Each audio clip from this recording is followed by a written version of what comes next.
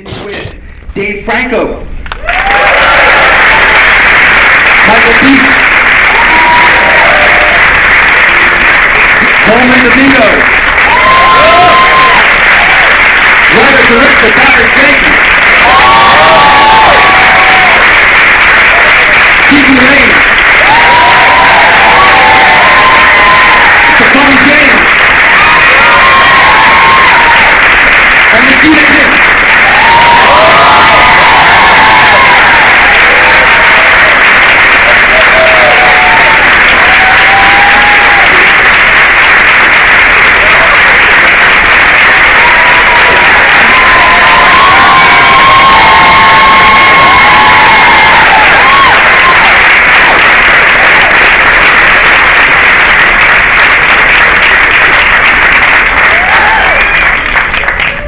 All right, so let's get into it.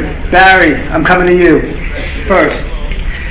For those in the audience that don't know James Baldwin well, what kind of an artist was he? What did he write about? And why this specific work of his to adapt for the screen? I grew up really being obsessed with Mr. Baldwin. Once I got to college and I started reading on my own, I became obsessed with his work.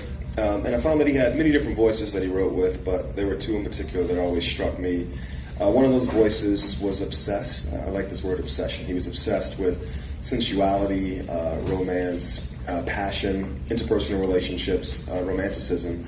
But he was also just as obsessed with the way America, with the way society functioned in the lives and souls of black folks. And I found in this book in particular, those two voices, those two obsessions, were fused in the story of Tish and Fonnie and their families and the circumstances that befall them. Regina, I'm coming to you, partly because you sit next to me. But this is a powerful story about love, but it's also about family and the lengths that you go to sort of support your family, be there for your family.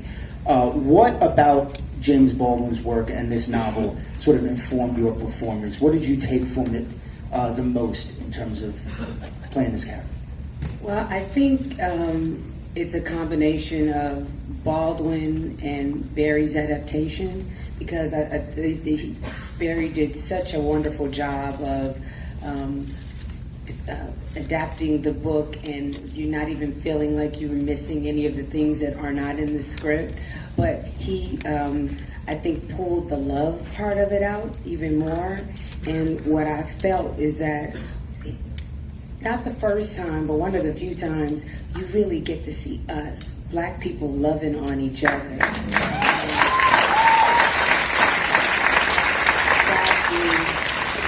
is, I guess, the most, you hear Barry Jenkins, you hear James Baldwin, and then you read both projects. I had not read the book prior to reading the script. And the love, Barry just pulled that through. Well, I feel like it's it's an honest love. It feels real. It doesn't feel Hollywood. KiKi, Stephan, I don't remember a time in recent memory where two characters had the chemistry that the two of you have on screen. I believe that wholeheartedly. KiKi, I'll start with you a little bit. Talk about how you got to get that chemistry with Stephan. You guys hanging out a lot? Are you because when you look at each other in this film, you feel love like you don't feel. I feel like in most movies. KiKi never responds to my text messages. If it makes you feel any better, she doesn't respond to mine. So KiKi, where does it start? Where does it start? Where did you start in terms of getting to know Stephan? Oh man, where did it start? I think both of us were just very aware that, the love between Tish and Fonnie is so essential to the story, and our chemistry is so important to the success of that story being told to the best of its ability. And so I think both of us, just kind of came in like, all right, we're going to have to let some walls down, and we're going to have to let them down, pretty fast. And thankfully, Barry created an environment, that it felt safe to do that, because, we didn't know each other, just strangers, and we just got to jump in and go for it. So I think that was a big part of it, is just being like, all right, man, here we go, and I don't know, I'm being on the same page. Yeah, I mean, I would have to agree. I think that it's a big credit to Barry in the way he was able to sort of create this relationship with us. Give us the opportunity to try things, to be nervous, to be shy at first, apprehensive about things, and having the patience with us to discover ourselves in this process. For me, I'm so grateful for KiKi because, she's such a giving actress.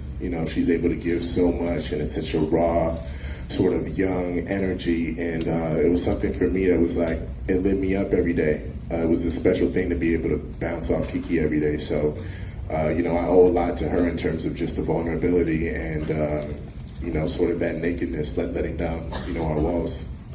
And Stephan, staying with you, I feel like your character sort of, I love how the whole time you're sort of tender, you're with her, you're in love with her, you're showing that with your eyes. I remember the last time I spoke to you, I was like, what you do with your eyes in this film is just amazing.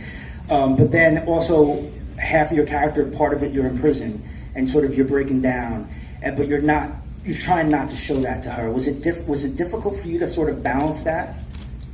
Yeah, absolutely. For us, ironically, just because of the film schedule, we had started, the prison stuff was sort of later, as it is in the film. And so I had all of these incredible warm moments with KiKi, outside, and then to, suddenly go into filming, and we're, on a stage where there's a glass in between us. It really changes the whole dynamic. It's a much colder sort of a feel, and you do more to be able to convey sort of those feelings of strength or those feelings of joy because of that barrier. So, for me, it was certainly tough to have to make that adjustment. So much of my performance is from, behind that glass. It's tough to go from being so close and so intimate with KiKi to now having this glass up in front of us.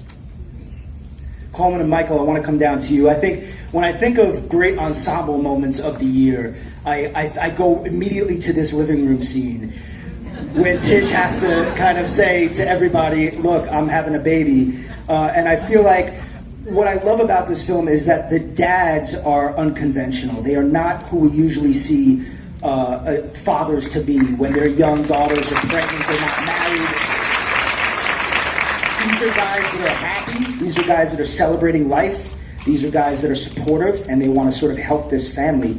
Michael and Colman, talk about that scene and talk about sort of these dads and what they meant to you.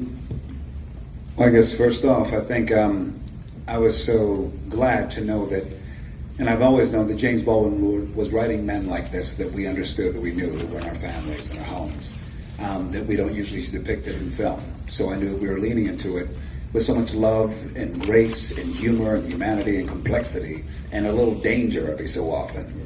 Because these men have to hold all of that to uplift their families in the systems that are set up for their demise. So it's about survival. And so I think that, we leaned into the men that I think we can speak for Michael as well, we leaned into these men that we know so very well. I leaned into my stepfather, who had a third grade education, who just made sure his kids could have a life that was better than his. You know what I mean? My brother was a garbage man. Just ordinary human beings who were superheroes to me.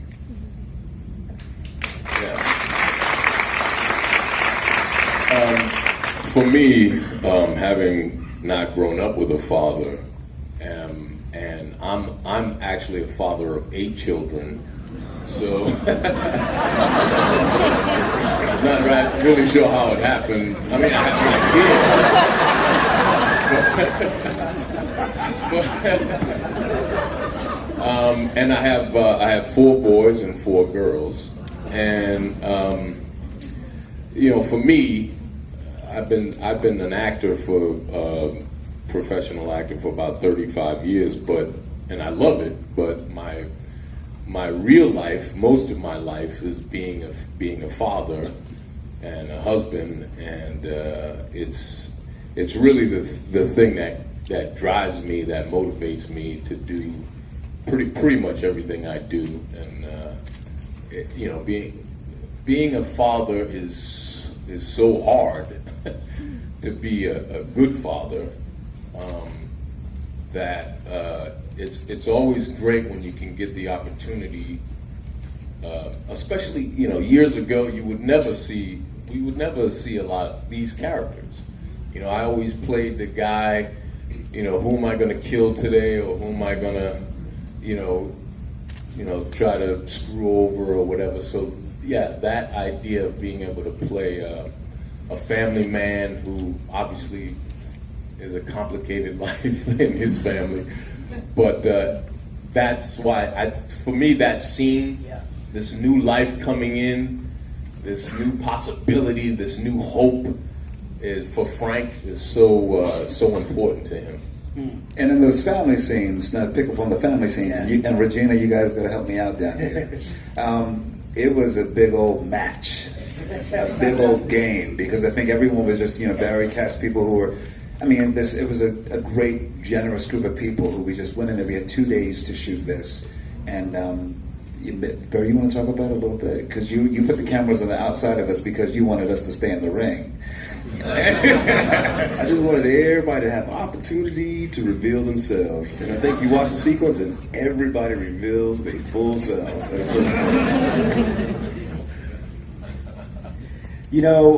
Then we go, I think the film's most hopeful moment, in my opinion, is when we go to this sort of empty warehouse, and Tish and Fonny are there, and Fonny's trying to convince her, like, this is the life that we can have. And I love when the camera kind of pans around and he's saying, could be here, and this could be here, and this could be here, and she doesn't believe him, but then she comes back to Tish and she believes him. And it's a beautiful scene, and Dave Franco is in this scene. And Barry, I had the pleasure of hearing Barry talk about this scene. And Barry, how did it come about, and how did Dave come into the equation? It's a scene, it's a very faithful adaptation of the movie, and this scene is in the book. This character, Levy, the landlord, Levy, the Jewish landlord, appears in the James Baldwin novel and somehow treats Tish and Fonny with love and respect and kindness, shockingly, right? And so in adapting the scene to the film, like Regina was saying, there's so much in the book that couldn't make it into the film, but this sequence I felt was very important, just to show, the theme of love, community, crossing all these barriers. And yet I found it hard to believe that spaces like this existed, in the early 70s, and that somebody, a sculptor, could afford it. But our production designer, Mark Freeberg, was very diligent about saying that it did exist, that we could find it. And so we went location scouting and we found this empty loft. And I put myself in Tish's body. I was like, I don't believe this shit. There's no way we can make this into a home. But then I thought, well, what shows the power of faith in a lover, the power in love itself, than you standing in front of something that is impossible, and that person says, trust me, we can do it. And you go, okay, we can do it. And so we rewrote the whole scene to fit the space. And when we found the building, there was a young Jewish landlord who was showing us the space. And I'm sorry, but the dude kind of reminded me of Dave Franco. And so I called Dave up and I said, hey, I got this small part. It's like a day, would you want to do it? And he said, well, I'll go back a little bit. From my perspective, my agents called me one day and they said, Barry Jenkins is interested in you for a role in his new film. And I said, no, he isn't. They're like, yeah, just get on the phone with him. So I called Barry a few days later. The first thing I said to him was, are you sure? And he was like, he didn't tell me about meeting this dude who looked like me. But right down to Dave is wearing sandals with socks in the movie. Because when I went to the space, the landlord was wearing sandals with socks. So, I was in, of course. Like, this is the type of thing where these are the types, even though it's a small role, these are the types of movies you dream about as an actor, and when it becomes a reality, you almost don't feel worthy, and that's like I guess the fucked up psyche of an actor. But I would be an extra in anything Barry does. Well, and what I love about what Dave did with the part, because it's one day, and most of the film is faithful, but with this scene, I wanted there to be a genuine connection between Tish and Fonny and Levy. And so we riffed on this idea of mothers in the film. Tish is a mother, Sharon is a mother, Ingenue plays a mother, all these different levels of mothering, and like Tupac said, this dude has a mother too. And so this line of "I'm just my mother's son," that's the only thing that makes a difference between us and them. It kind of just came to us. And now I'm going to out you a little bit because, Dave was only there for a day, and so it's hard to build a rapport with the actor in a day. But I remember giving you the simplest piece of direction. We're doing the scene. I pulled Dave to the side. I said, "Hey, your mother, she's passed." And the whole thing, much respect to you, because we'd have a lot of time, but the whole thing just clicked. And now you're just watching all these people. You have the mother who might lose her daughter or her son-in-law. You have the father who might lose his child and his wife. And then this guy's like, I feel that. I'm going to treat y'all with respect. So much respect to you, Brian.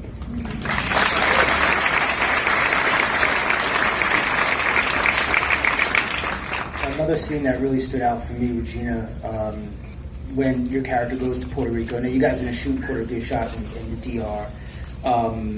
And she's in the mirror. Some of the most powerful moments in this film, I feel like, are nonverbal. And that is one of the most powerful moments, as she's sort of trying to figure out who she wants to present when she goes on this impossible task of trying to convince this woman to sort of, free Fonny. What did you want to convey in that moment, and sort of talk about that scene and shooting that scene, and sort of what did you want to convey? Well, for me, I felt like this is the first time for the audience seeing Sharon's fear.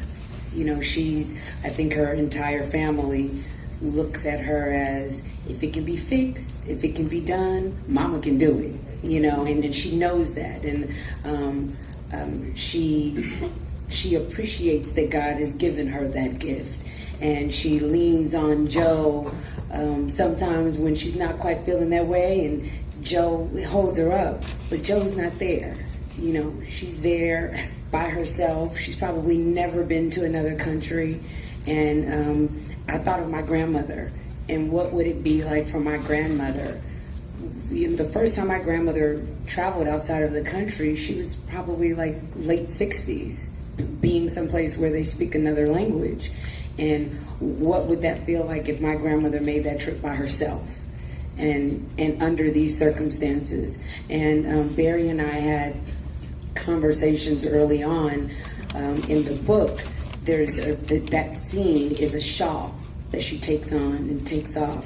And I think a lot of us, in conversations with Barry, had conversations about our grandmothers and our mothers and how alike our relationships are with them.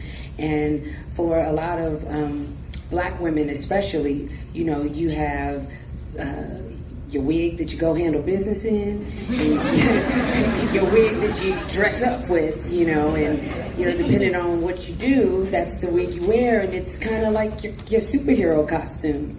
And I wanted, and it was something Barry and I talked about, that the costume was not gonna make it better. I'm in it and I'm terrified, and I don't have anyone to tell about it. And it's that moment that I think all of us have as humans at one time, whatever the circumstance may be, when it is just you in the mirror.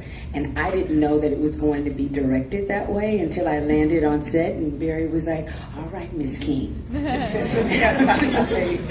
right, Mr. Jenkins. He was like, "It's just you in the mirror."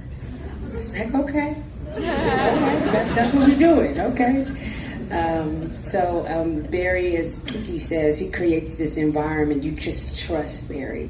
So we don't have a lot of time with any of the scenes that we're doing. So it's about communication and leaping and trusting.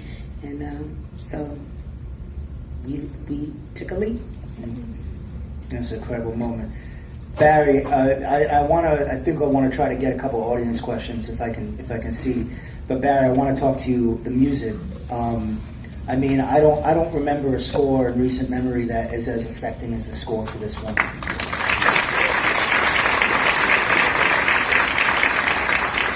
I'm actually, now it's available, by the way. Now you can buy it and purchase and listen to it, because I did, and I listened to it.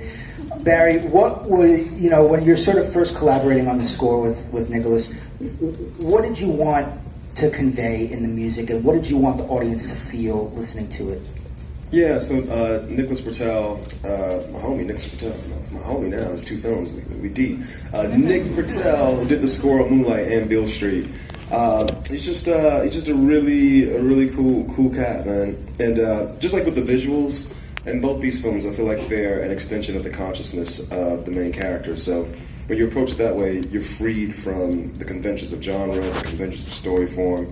So there's no way to conventionally score, a coming-of-age film or a kitchen sink drama the way this one is. Instead, it's all about how is KiKi feeling, how is Sharon feeling, how is Fonnie feeling, and is the music underscoring that feeling, is the music reflecting that feeling. So we started out assuming we would just put jazz over the whole film, and then we realized that jazz wasn't dovetailing exactly with the way Tish and Fonnie were expressing themselves, but we started writing things Nick started writing things for brass, and then started playing it with strings, and that became this really lovely thing. And then by the end of the film, we were composing for strings, but going back and playing it with brass. And so we ended up in this really lovely place. James Baldwin's father was a jazz man, and so I wanted to be very jazz heavy. But Barry Jenkins is a strings person, so the movie ends up being jazz and strings. But what I love about what Nick does is there's a scene between Stephan James and Brian Tyree Henry, where Daniel Carty comes over, they're talking for like 12 minutes, a 12-minute scene. And then at a certain point, we needle drop Blue and Green by Miles Davis. And the process of working with Nick is so organic as a reflection of what the characters on screen are feeling, because the Miles Davis was playing and we introduced score, and normally you introduce score, you turn the needle drop off. So we turned the Miles Davis off. And then I said, no, but that's wrong. They can still hear it, but now they're hearing it in a much different way. As Brian descends into his character, everything in the room should descend as well. And so Nick started using Blue and Green as an instrument. And we start, especially in this room, because the sound here is damn good, it starts just floating around the room. And that rumble you hear is the exact same song that plays when Tish and Fonnie first make love. But this thing that's a symbol of hope and joy and birth has now been corrupted by the circumstances, by the systemic injustice. And that same damn sound that brought life into this world is now destroying these young men. So, and Nick is just so good about, we can't mathematically go, now we need to add up to where the joy becomes despair. But by watching what the actors are giving, he just gets in the box and comes up with these ideas that reflect musically, sonically, what the actors are presenting with their emotions. So, really lovely cat, man. I enjoyed working with him. Keep working. Okay, let's see if we can do this. Yes, sir, right there. Yeah, so first off, I love the film. It was really hard for me to watch, particularly, I volunteer in a housing project in Westwood, and I know multiple families who have gone through this, and basically people who have, men who have been in body situation facing complete loss due to the systematic discrimination. My question is, I think we're in a really interesting time, and people have a lot of questions about due process. And I think this has a particular commentary on it. Do you guys feel like due process is at risk in any way?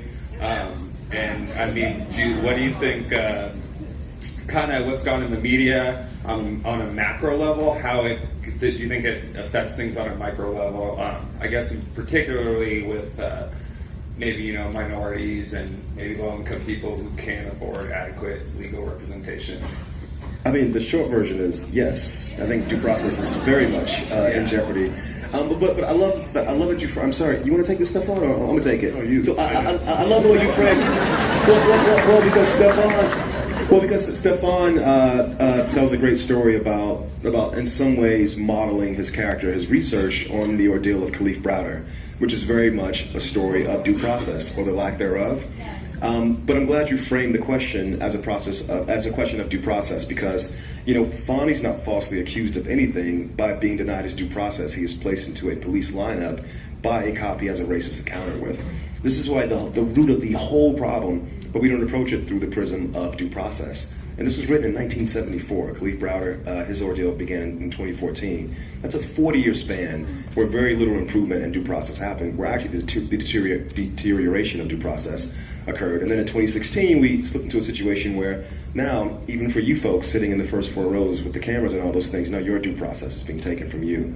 So yeah, I think it's damn right. It's a situation on the micro and the macro and everywhere else. And I do think it's a part of why this film is still relevant, why the story outside of Mr. Baldwin is still relevant today. So thank you for the question, Brett.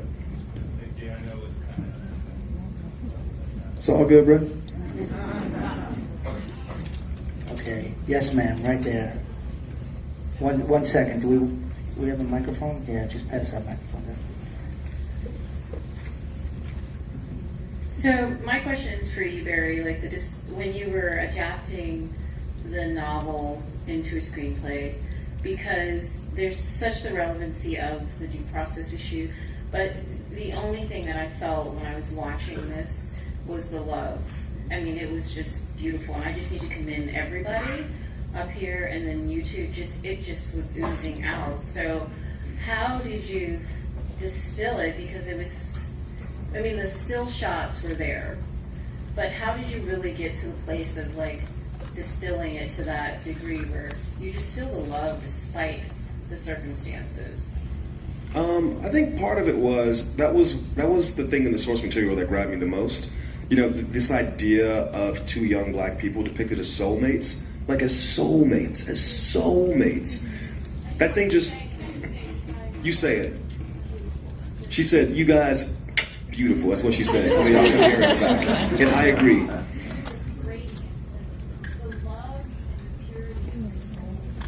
The love and the purity of your souls just came through. I'm going to recite for you, my dear. But only because I felt the same way when I read the book. I felt the exact same way. And I felt like the truthfulness of what Mr. Baldwin was talking about regards to process, the disenfranchisement of black families, of black communities, all these things.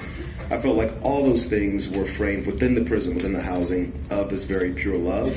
And I think when you start from that place, it's easy to end up in a place where no matter what the horrors that we do show in this film, you know, you do know at the end, especially with the family unit that we show intact at the conclusion of the film, that love is the thing. You know, the lives and souls of black folks in America has always been rooted from the very beginning of our time here, some way in disenfranchisement and torture and despair. And yet, there is love, there is joy, there are families, there are communities. There are Harlems, there are Watts, there are Liberty Cities, there are Memphises, there are New Orleans. There's all this shit. You know what I mean? Southside Chicago, yes, ma'am. And I think you see implicit in that this idea that the love is this thing that's always a through line. So it wasn't a challenge at all, to be honest. It was the whole point in a certain way. And I could just activate my mind to visually find a way to translate that love to the screen. You know, I would love to go down the line here and ask everybody this question. How has being in this film sort of changed you as a performer? Regina. I would be first. I don't know. It just opened me up. I mean, I've only seen the film once, and literally, just the first 5 minutes, I was emoting. You know, Barry, the camera's going through the trees and following this couple, and then that camera lands on KiKi's face and the love that she just has in that moment. I started getting misty, and I'm like, oh my God, we are only 5 minutes into the film. Oh my gosh.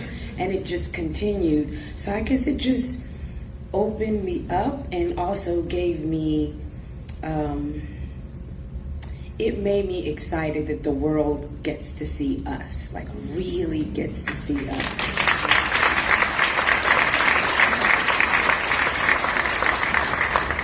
I mean, yeah, I would just piggyback off of that and say, you know, this story just gave me a feeling of, you know, something that I had never seen before.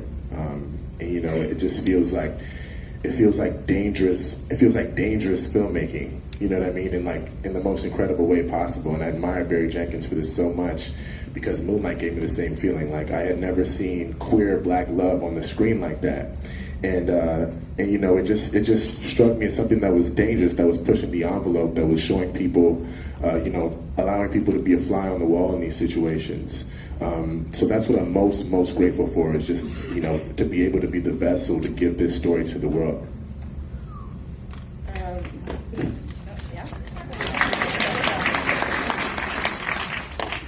mean, yeah, everything that they said, but you know, especially what Regina was talking about of just being opened up.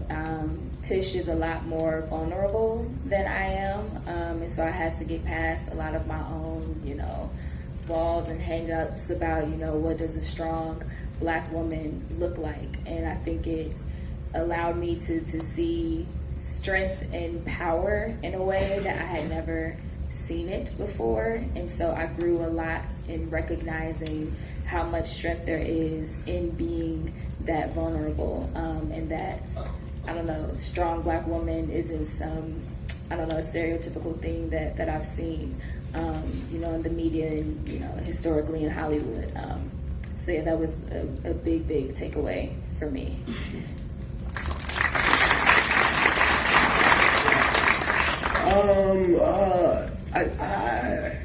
This is an interesting film for me, man, because you know, I'm not a woman. You know, James Baldwin's not a woman, and as a director, you know, people ask you a question, you want to have the answer. But I realized, same way I did on Moonlight, you know, I had to lean on Terrell. On this film, there were certain questions that I could not answer, and so as a director, I had to check my ego and I had to listen more than I spoke, because Regina didn't say this. You could have said it, Mama, but in the book, it's a shawl, and Regina was the one who said to me, you know, Barry, I think it should be a wig, and hot damn, it's a wig, you know?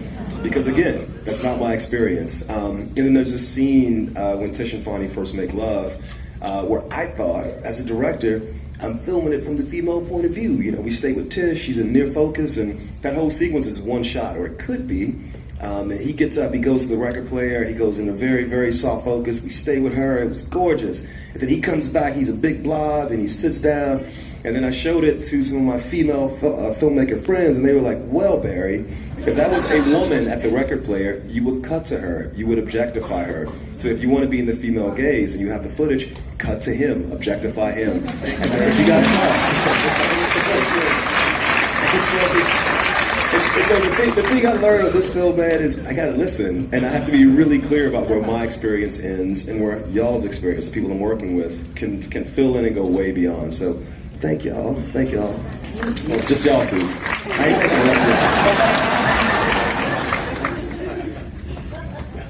I'll just simply say it means the world to me to be able to bathe in James Baldwin's language, truly, and to you know, give interpretations of men that I know so very well, that I didn't have to go far into. You know, I'm a big old nerd, and before I do any role, I'm researching. And the researching I did for this was quite simple. I looked at photography, and not only of like Gordon Parks, but also my own family. And I was able to go into albums and things like that and look at, you know, all the things that have, why I think I'm here, and the people who sacrificed for me and gave me love, which was so deeply and enriched in this book and now in this film. I don't know if it changed anything, but it, for me, it reaffirmed, you know, why I chose to be an actor.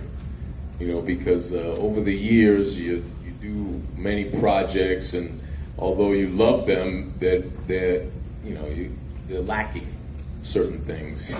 You know, you're making a paycheck and you're supporting your family.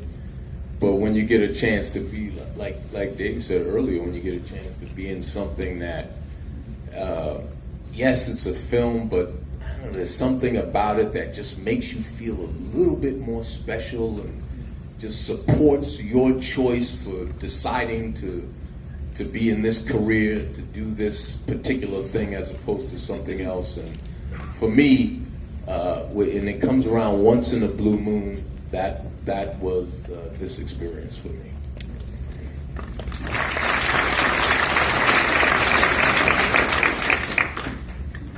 I mean, I'm aware that most people know me from the comedies that I've been in, and I love those movies. But you know, there's audiences out there who want to keep me in that box and who only want me to tell dick jokes for the rest of my career. And like, for me though, it's like I want to keep trying new things and pushing myself and putting myself out of my comfort zone. And thanks to filmmakers like Barry who believe in me and give me those opportunities, like I'm gonna keep trying to do that. And so Barry, like, thank you so much, man. Like, this is, it's a dream, dude.